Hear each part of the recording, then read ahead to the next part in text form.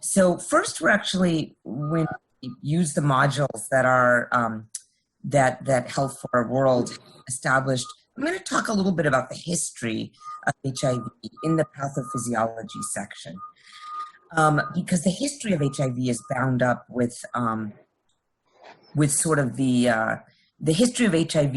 If we don't eliminate some of the disparities that are occurring currently with HIV, we're bound to repeat it. So this is a question for you all. You can raise your hands. I can see you. How many people are currently living with HIV worldwide? Is it 15 million? Is it 20 million? Is it 30 million? Is it 37 million? People can raise their hands. Or is it 50 million people living with HIV? So I didn't see anyone putting their nickel down, but it's 37 million people currently living with HIV worldwide. And if we explain that a little bit, I want to go back in time and explain to you the history of HIV and when we first saw the epidemic and where we think it came from. So the first reports of HIV disease were established in 1981. This was a big deal in HIV medicine. The Morbidity and Mortality Weekly Report, MMWR, put out these reports of June 5th, 1981, of these strange outbreaks of infection that were occurring in gay men in the United States. This does not mean this is when HIV entered human populations. This does not mean that it was not being seen in other parts of the world before. But these were the first case reports of HIV. And because the pathophysiology of HIV is extremely simple, it essentially infects and destroys your immune system. And thus, the manifestations of HIV are protean because what they involve is any infection and you being prey to infections that the immune system typically fights. And so these outbreaks of infection were pneumocystis in different hospitals, which were, of course, lung infections that are found in the soil and very common. Cytomegalovirus, retinitis, or eye infections, again, very common, shouldn't have occurred in healthy people, but occur in people who have very depleted immune systems. Candidal infections and Kaposi sarcoma. So essentially, these were the strong outbreaks of infection that we were seeing in gay men early on in this disease. So the question is then, if we were seeing these outbreaks of infection, where did the disease come from is the next question. And when we look at where a disease comes from, what we need to know is what kind of disease is this? And essentially what HIV is, of course, is a retrovirus. And what a retrovirus is an RNA-containing virus that has to become DNA to cause disease in the body. The life cycle of the HIV virus is that it is an RNA-containing virus. Its RNA reverse transcribes into DNA, and that DNA integrates itself into the host cell chromosome to cause problems. And so where do we see these retroviruses as precedent in the world and in zoonotic organisms? Where do we see these retroviruses? One other thing that I want to say about the pathophysiology of HIV is it's not only a retrovirus, but it's what's called a lentivirus, which what that means is the lenta prefix means slow. And there's a long period of infection and of asymptomatic disease from the time that a patient gets infected to the onset of serious symptoms. So where do we see these retroviruses in nature? And if we look in nature, and if we look at primates, their host cell chromosomes are full of retroviruses. They essentially all coexist, different primates, with simian immunodeficiency viruses. If you look at their chromosomes, they're littered with different retroviruses that they live quite happily with unless one simian immunodeficiency virus strain or SIV strain jumps from one primate to a primate it is not supposed to be in. And then that is when that primate gets sick.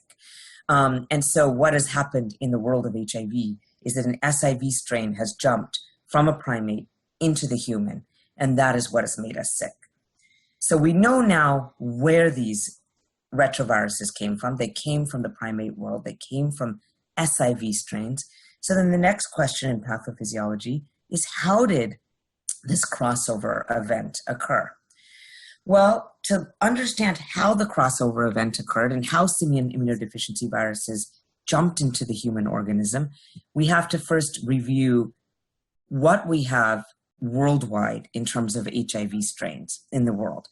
So if we look at HIV worldwide, it's really divided into two major types. HIV-1 is the predominant strain worldwide, and HIV-2 is a strain of more limited geographic variability.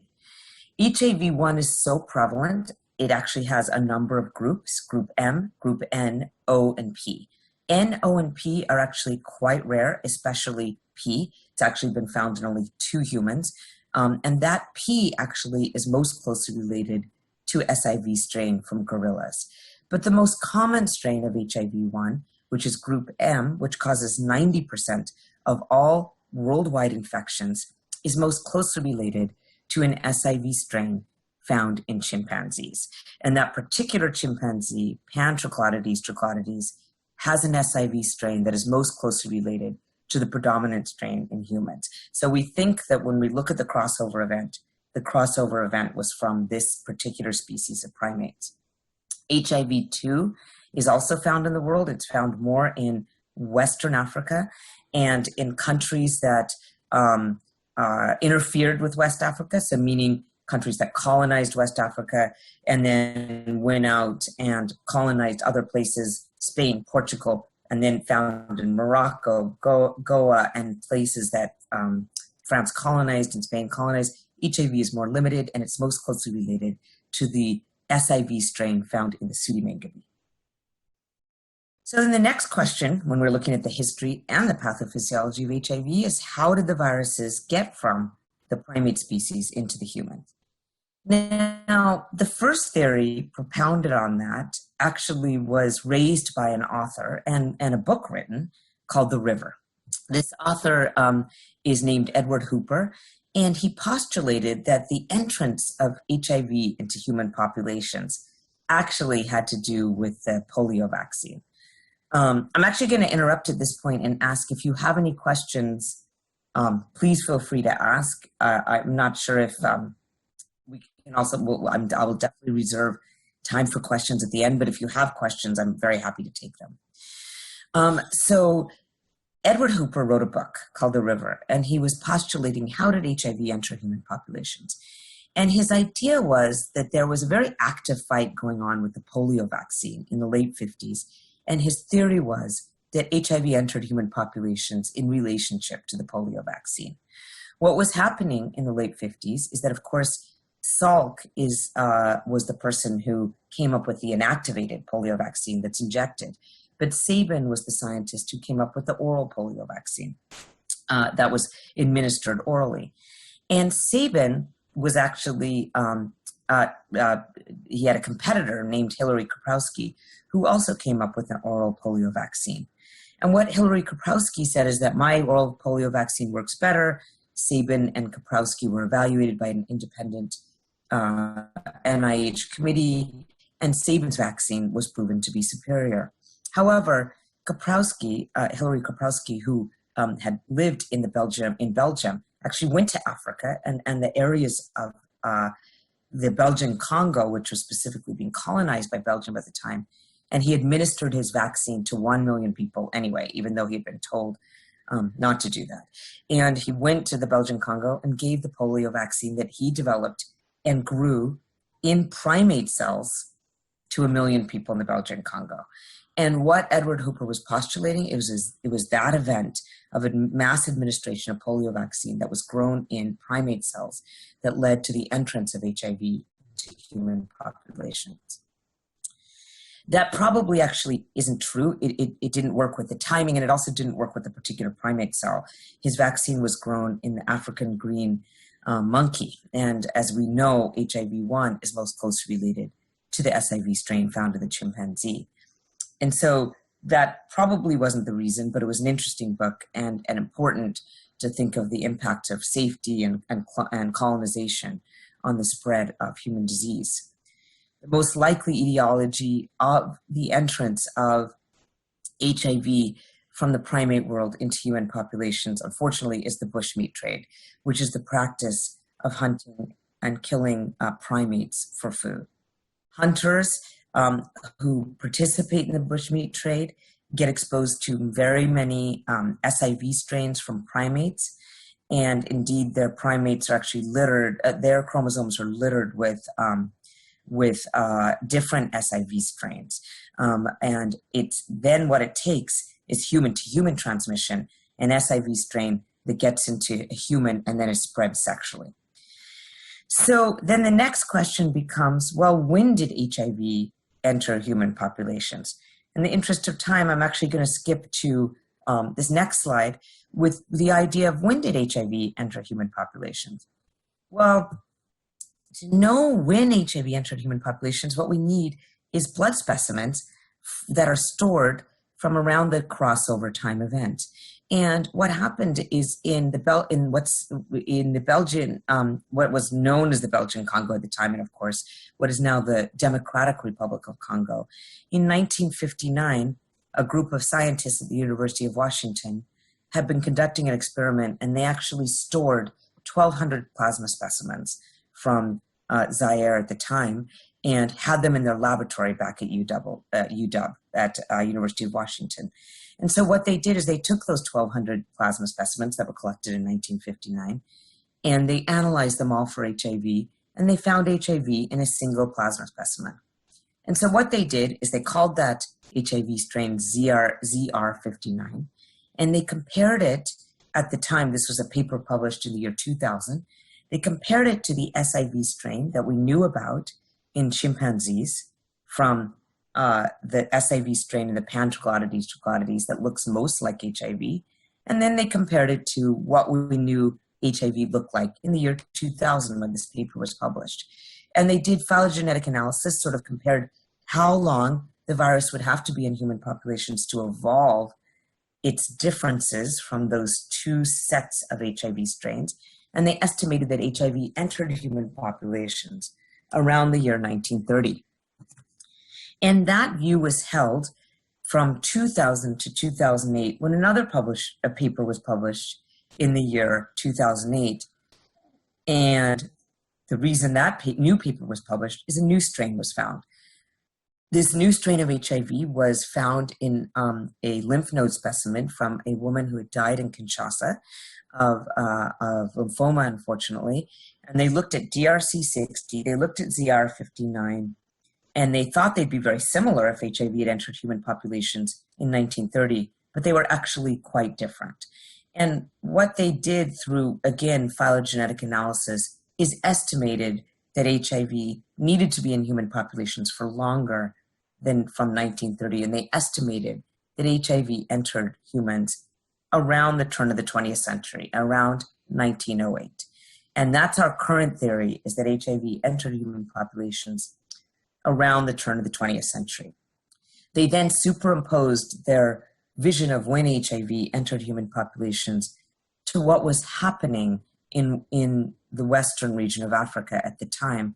And what happened was, prior to the turn of the century and in the early part of the 20th century, actually cities in West Africa were quite far apart and were quite small.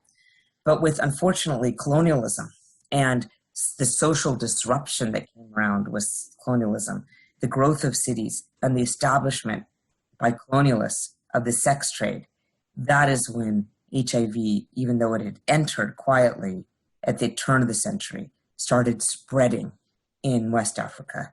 And probably by the 1970s, we were seeing quite vigorous spread of HIV in West Africa.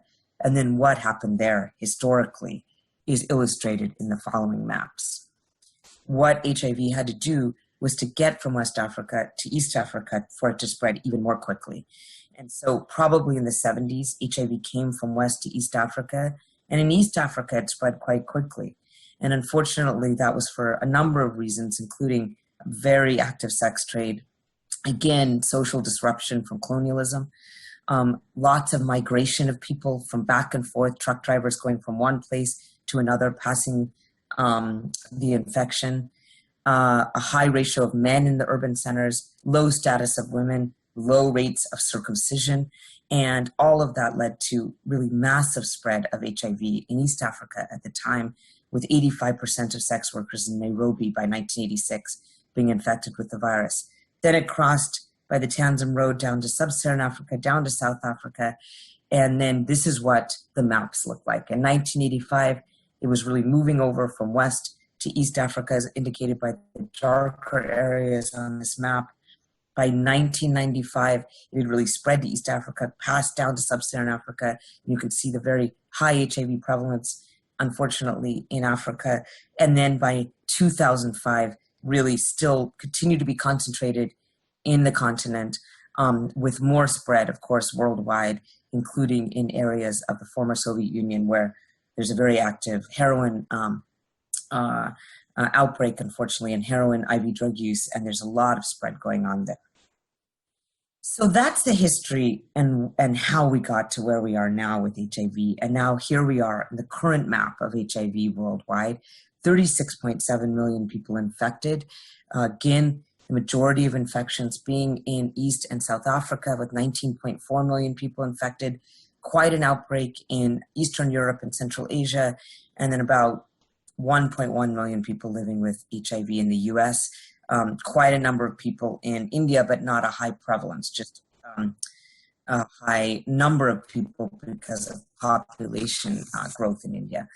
And so we're living now with HIV more than in any other time in history, 36.7 million people living with the disease, more in women in vulnerable areas, more in adolescent and young women, and unfortunately still perinatal transmission are in 2016, 160,000 babies born from women who had HIV.